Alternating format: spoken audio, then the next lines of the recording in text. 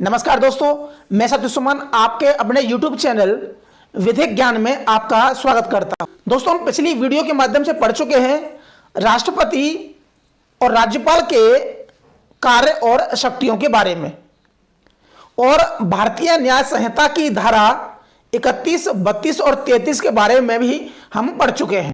तीनों वीडियो के link description box में दे रखे हैं, आप वहां से देख सकते हैं या फिर आई बटन पर क्लिक करके भी देख सकते हैं।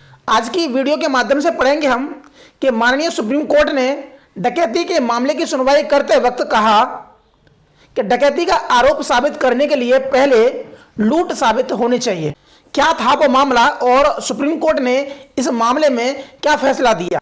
तो जिन्होंने अभी तक हमारे चैनल को सब्सक्राइब नहीं किया है तो प्लीज चैनल को सब्सक्राइब कर लें, बगल में जो बेल आइकन है उसे भी क्लिक कर दें ताकि हमारी हर वीडियो का नोटिफिकेशन आप तक पहुंचता रहे। सुप्रीम कोर्ट ने एक एफआईआर को रद्द कर दिया जिसमें भारतीय न्याय संहिता यानी कि बीएनएस की धारा 310(2) के तहत डकैती शामिल थी, जो पहले यानी कि भारतीय दंड संहिता यानी कि आईपीसी के तहत 395 धारा के अंतर्गत थी, यानी कि इस एफआईआर को रद्द कर दिया। सुप्रीम कोर्ट ने भारतीय संविधान के अनुच्छेद 142 के तहत शक्तियों का प्रयोग करते हुए बॉम्बे हाईकोर्ट के उस फैसले को रद्द कर दिया जिसमें अभियुक्त और शिकायतकर्ता के बीच समझौते के बावजूद भी डकैती के आरोप को रद्द करने से इनकार कर दिया।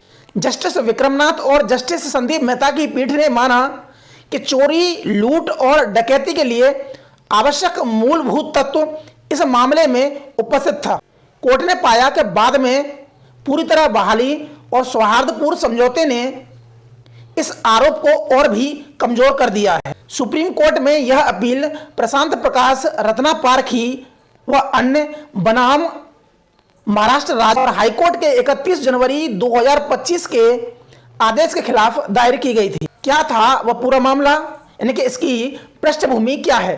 महाराष्ट्र में चौपाले के पीजी पब्लिक स्कूल के एक सीनियर क्लर्क ने थाना नंबरदार तालका, जिला नंबरदार में एक एफआईआर दर्ज कर इस एफआईआर में बताया गया कि 4 अक्टूबर 2024 को 6-7 अज्ञात आदमी 2 कारों से विद्यालय में यानी कि स्कूल में प्रवेश हुए और कार्यालय में घुसकर जबरन मोबाइल छीन लिए और धक्का दिया। शिकायतकर्ता ने यह भी आरोप लगाया कि 5-6 व्यक्तियों में से एक व्यक्ति ने उसके कान पर थप्पड़ मारा और कार्यालय की अलमारी खोलने पर मजबूर किया। यह व्यक्ति एक चेकबुक और खाली लेटर पैड पर मोहर लगवाना चाह रहे थे।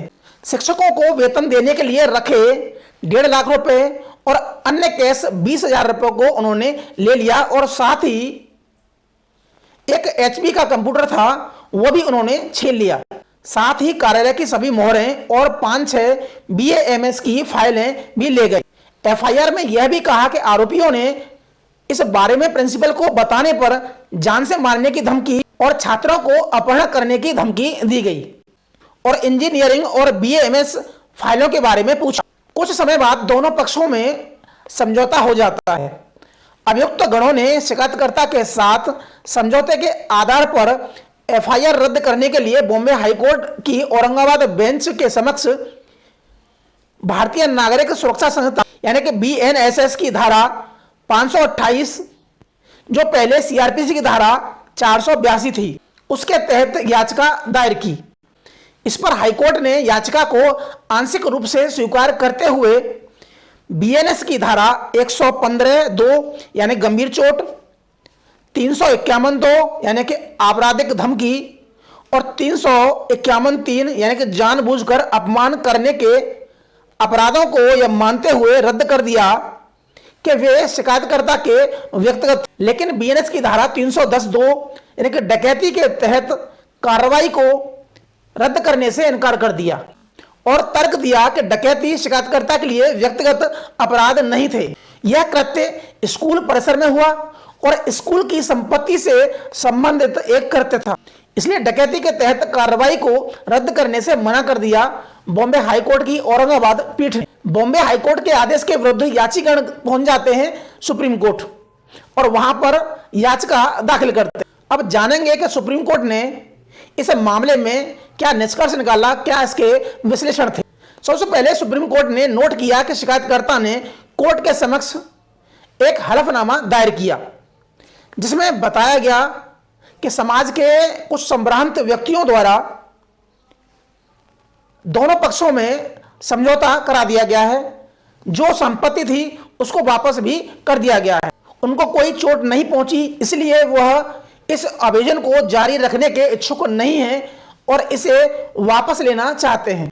और एफआईआर के अनुसार जो कहा गया कि उन्होंने इतनी संपत्ति ले ली है, इतने धन लूट लिया है या छीन लिया है, उसको उन्होंने वापस कर दिया। दूसरा, सुप्रीम कोर्ट ने अपने फैसले में कहा कि 6-7 अज्ञात व्यक्ति कुछ इंजीनियरिंग और बीएएमएस की फाइलों की तलाश में आए। इसके बाद सुप्रीम कोर्ट ने कुछ निष्कर्ष दिए, जिसमें पहला निष्कर्ष यह था कि इस मामले में बेईमानी के इरादे का अभाव था। कोर्ट ने माना कि बीएनएस की धारा 303 जो चोरी को परिभाषित करती है, यानी कि पहले थी आईपीसी में 378, इसमें चोरी का मूल तत्व बेईमानी का इरादा है, जो इसमें नहीं है। कोर्ट ने पाया कि प्राथमिक मकसद गलत लाभ के लिए चोरी करना नहीं था। एफआईआर खुद बताती है कि अभियुक्त मुख्य रूप से संस्थागत रिकॉर्ड तक पहुंचना चाहते थे, न कि वह चोरी करने के इरादे से आए थे। उनका नकदी आदि संपत्ति चुराने का कोई आशय नहीं था, वह सिर्फ फाइलों को लेने के लिए आए थे। सुप्रीम कोर्ट ने दूसरा निष्कर्ष दिया कि संपत्ति लेना उनका आकस्मिक इरादा था। कोर्ट ने कथित कृत्यों को डकैती करने के किसी भी इरादे के बजाय कुछ दस्तावेजों के कब्जे को लेकर विवाद था। नकदी, चेक, कंप्यूटर लेना आकस्मिक था, न कि घुसपैठ करना। तीसरा निष्कर्ष था कोर्ट का कि इसमें गंभीर हिंसा का अभाव था। कोर्ट ने कहा कि इस मामले में जो एफआईआर में खुद बताती है कि किसी को गंभीर चोट नहीं पहुंची और ना ही यह क्लियर हो पाया है कि जो 6-7 व्यक्ति दाखिल हुए थे उनके पास कोई हथियार थे, यानी कि उनके पास हथियार नहीं थे और उनके द्वारा कोई गंभीर चोट कारित नहीं की गई। चौथा था कि उनके द्वारा सभी संपत्ति यानी कि कंप्यूटर, चेक, फाइल, जो नकदी सभी वापस कर दिया गया। और इस पूर्ण बहाली और समझौते ने चोरी, लूट, डकैती के लिए जो आवश्यक तत्व थे बेईमानी के इरादे को आरोप ने पूरी तरह कमजोर कर दिया है। उपर्युक्त निष्कर्ष के आधार पर सुप्रीम कोर्ट ने डकैती के अपराध के लिए अपीलकर्ता का निरंतर आंशिक अभियोजन अनुचित और इसे रद्द किया जाए। सुप्रीम कोर्ट ने अपील को स्वीकार करते हुए यह आदेश दिया।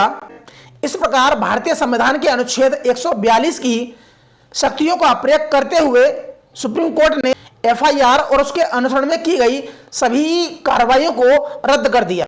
तो आज के लिए सिर्फ इतना ही, मिलते हैं अगली वीडियो में, तब तक के लिए नमस्कार।